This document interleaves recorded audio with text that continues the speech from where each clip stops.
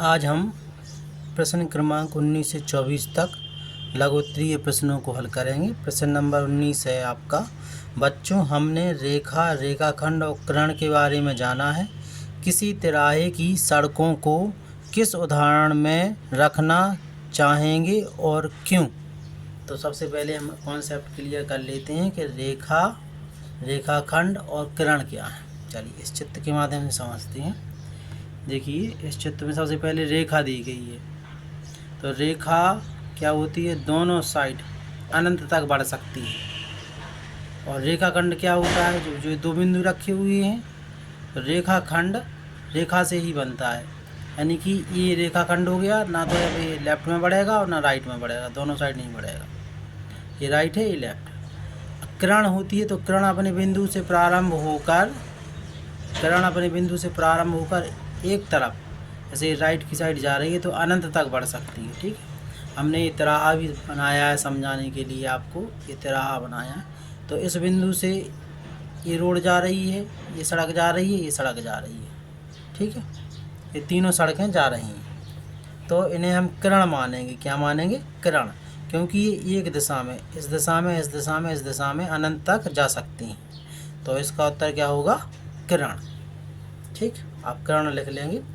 बच्चों हमने रेखा, रेखाखंड और किरण के बारे में जाना है। किसी तरह की सड़कों को हम किरण के उदाहरण में रखना चाहेंगे, क्योंकि किरण एक बिंदु से प्रारंभ होकर एक तरफा, एक ओर अनंत तक विस्तारित होती है। प्रश्न नंबर 2 है आपका, घड़ी की सुइयों के बीच 2 बजे कितने कितने अंश के कोण बनने हैं और उनमें आपस में क्या संबंध है? तो हम सबसे पहले ये घड़ी लेते हैं। आप जानते हैं कि घड़ी कैसी होती है? वृत्त के आकार की होती है। ये हमने घड़ी ली है। एक बार हम पूरा दिखा देते हैं आपको। देखिए ये काफ़ी बड़ी घड़ी है और इसको हमने लिया है।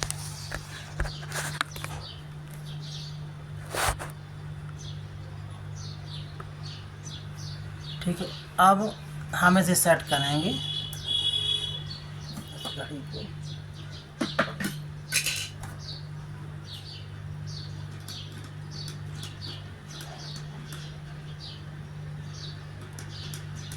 हमें 2 बजे का बोला गया, तो ये देखिएगा आपके 2 बज गए। कितने बज गए हैं? 2। ठीक है,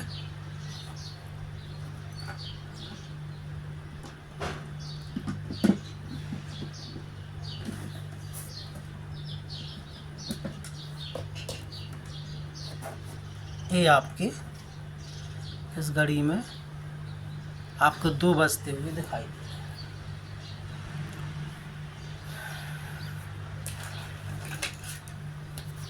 अब हम समझते हैं इसको अच्छे से। आपका प्रश्न क्या रहा है कि घड़ी की सुइयों के बीच 2 बजे कितने अंश डिग्री के कोण बनने हैं और उनमें आपस में क्या संबंध है?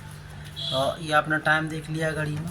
अब जो घड़ी का आकार होता है तो वो कैसा होता है? वृत्त के आकार का होता है। कैसा होता है? वृत्त के आकार का होता है, यानी कि इस पूरे की माप कितनी होगी कोण की? 360 डिग्री। और इसमें कितने घंटे हैं? 12 घंटे। 1 2 3 4 6 7 8 9 10 11 12। तो हम 360 में कितने का भाग देंगे? 12 का। कितने का भाग देंगे? 12 एकम 12, 12 3 36, 30 डिग्री। यानी कि जब 1 बजेगा तो 12 से 1 के बीच में, 12 से 1 के बीच में जो कोण बनेगा वो 30 डिग्री का। 1 से 2 के बीच में कितने बनेगा? 30 डिग्री का कोण।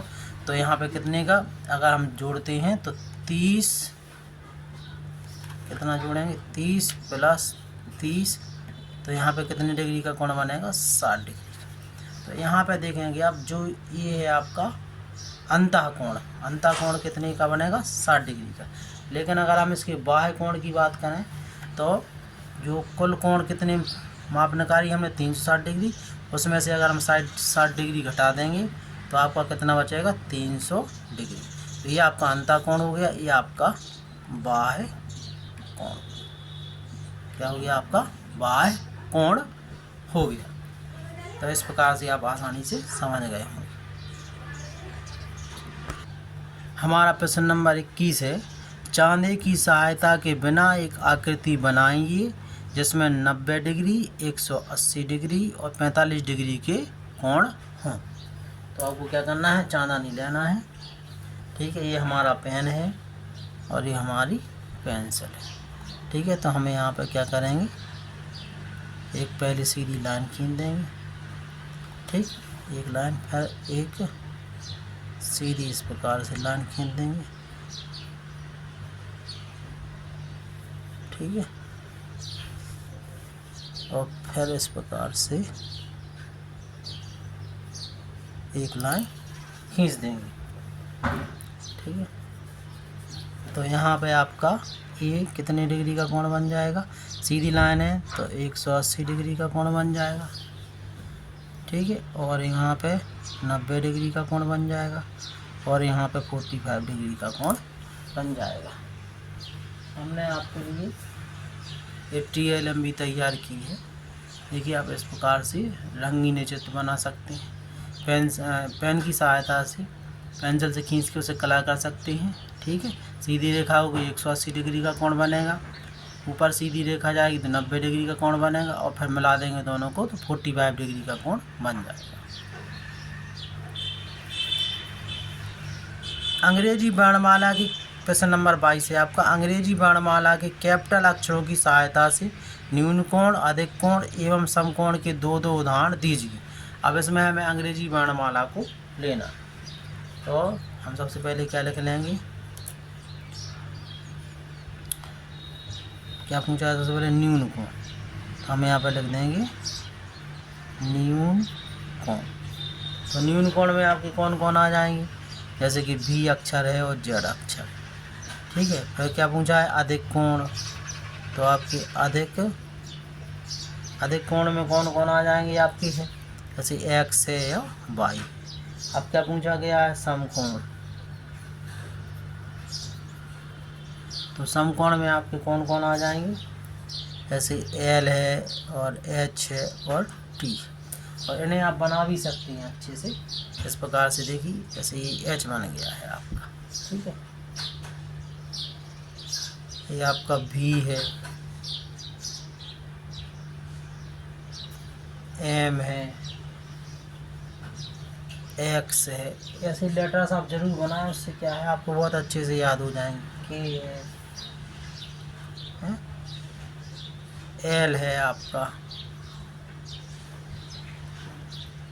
ये आपकी Y है और आपका T है। ये सभी अल्फ़ाबेट्स जो हैं अंग्रेजी के, इनको आप ज़रूर बनाएं और इन्हें नाप सकते हैं आप चांदे की सहायता से आसानी से। चलिए अब आगे बढ़ते हैं। अब है, किसी कमरे में सामान्यतः बल्ब के होल्डर को दीवारों से कौन से कोण पर लगाया जाता है जिससे कि पूरे कमरे में पर्याप्त रोशनी हो।